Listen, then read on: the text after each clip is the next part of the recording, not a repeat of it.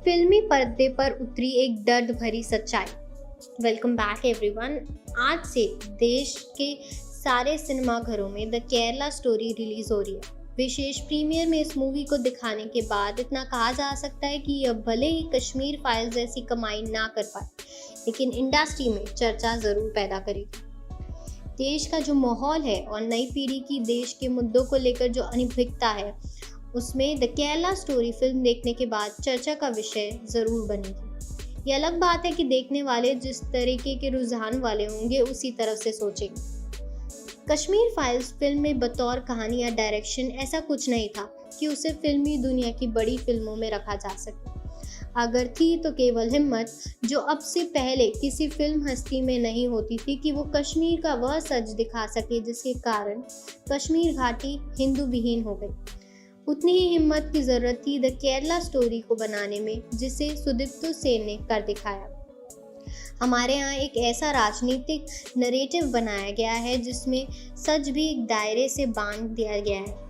भारत में आतंक और जिहाद को भी फिल्म इंडस्ट्री बचते बचाते ही दिखाती रही है, इस स्पष्टीकरण के साथ कि जो ऐसा कर रहे हैं असल में वो अपने मजहब को बदनाम कर रहे हैं। ऐसे में उस लव जिहाद पर फिल्म बनाना वाकई हिम्मत की काम कहा जाएगा, जिसको लेकर कहा जाता रहा है कि यह कुछ लोगों की कल्पना के परे है।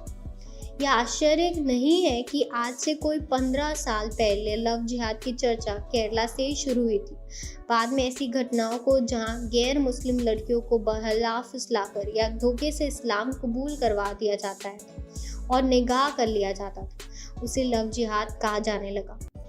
देश भर में ऐसी घटनाएं सामने आ चुकी है, लेकिन इसे पर्दे पर लाने की शुरुआत उसी केरल से हुई जहां ऐसी घटनाओं का सबसे पहले जिक्र आया था।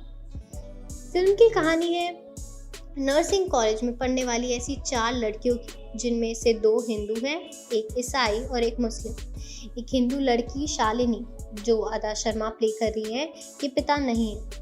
उसका घर कासरगोड शहर जहाँ कॉलेज है वहाँ से दूर है, सो वो हफ्ते के अंत में घर नहीं जा पाती।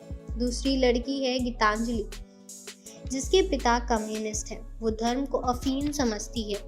ये दोनों ही लड़कियां अपने धर्म के बारे में ज़्यादा नहीं जानती। ईसाई लड़की नीमा ज़रूर अपना धार्मिक रीति रिवाज अपनाती है। ऐसे में चौथी लड़की आसिफा ISIS के लिए काम कर रही एक मोहल्ली और उसके गैंग के संपर्क में है।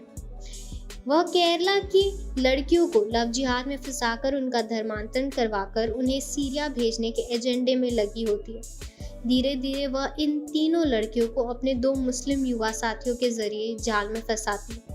ईसाई लड़की ही बच पाती है, जबकि शालिनी उनमें से एक लड़के से प्रेग्नेंट हो जाती है, तो फातिमा बनकर उसे किसी और से शादी करके सीरिया जाना पड़ता है। जबकि दूसरी लड़की गीतांजलि इनकार करती है, तो उसके निजी वीडियो वायरल किए जाते हैं। ईसाई लड़की की ड्रिंक में ड्रग्स मिलाकर उसके साथ गैंग रेप किया जाता है। कहानी की मूल किरदार शालिनी को केंद्र में रखकर फिल्म को आगे बढ़ाया जाता है और कैसे वो सीरिया से बचकर वापस आ पाती है, इस पूरे एजेंडे का दुनिया के सामने खुलासा कर पाती है। इसी को एक नहीं बल्कि 2 समानांतर चला रहे फ्लैशबैक्स के जरिए सुदीप्तो सेन ने सावधानी से फिल्माया है। ऐसे में सस्पेंस ना होने के बावजूद हॉल में पिन ड्रॉप साइलेंस बना रहता है। फिल्म में चूंकि कुछ लड़कियों की सच्ची कहानी है, सो बाद में उनकी पहचान छुपाकर उनके बयान भी दिखाए गए, वरना बहुतों को कई बातें इस मूवी की आसानी से हजम नहीं हुई। कैसे हिंदू और ईसाई धर्म के देवताओं की बुराई करके इस्लाम के अल्लाह की तारीफ की जाती है, कैसे दोजख का खौफ दिखाकर मासूम लड़कियों को डराया जाता है, कैसे उन पर हमला करवाकर ये साबित किया जाता है कि तुमने हिजाब नहीं पहना था इसलिए ऐसा हुआ, कैसे हिंदू धर्म की लड़कियों को अपने ही धर्म ग्रंथों देवी देवताओं का ज्ञान नहीं होता, कैसे केरला में पुलिस और प्रशासन ऐसी शिकायतों पर ध्यान नहीं देता। इस सब को सुदीप्तो सेन ने न केवल बारीकी से बल्कि उससे भी ज़्यादा हिम्मत के साथ उसे अपनी मूवी में पिरोया है। मूवी में अदा शर्मा को छोड़कर कोई बड़ा चेहरा नहीं है। अदा भी 1920 कमांडो जैसी मूवीज के जरिए बस अपनी पहचान ही बना पाई है, लेकिन इस मूवी ने उन्हें एक्टिंग करने का बेहतरीन मौका दिया और वे इसमें खरी भी उतरी। आगरा की सोनिया बालिनी आसिफा के रोल में किरदार है। पहले ही कई सीरियल्स और फिल्मों में काम कर चुकी है। युक्ता बेहानी को आपने प्रतीक के विक्रम बेदा में चंदा के रोल में देखा था। उनकी एक स्पीच द केरला स्टोरी में उसी तरह फिल्म में इस्तेमाल हुई है जैसे दर्शन रावल की कश्मीर फाइल्स में लाई गई थी। गीतांजलि के रोल में सिद्धि इदनानी के रोल में भी कई शेड्स है और वह असर छोड़ती भी है। मूवी अफगानिस्तान, पाकिस्तान और केरला के लोकेशंस को अच्छी तरह से शूट करती। वहाँ के माहौल और खूबसूरती को भी कैमरे से अच्छे से कैद किया है। कहीं से बनावटी सेट नहीं लगते और ना ही ज़रूरत से ज़्यादा भव्य लगते। हाँ, केवल मनोरंजन के लिए मूवी देखने वालों को इस मूवी से निराशा हो सकती। जो बैकग्राउंड म्यूजिक और गाने भी हैं वो फिल्म की कहानी को आगे बढ़ाने वाले और उसको एक खास टोन में ढालने वाले हैं।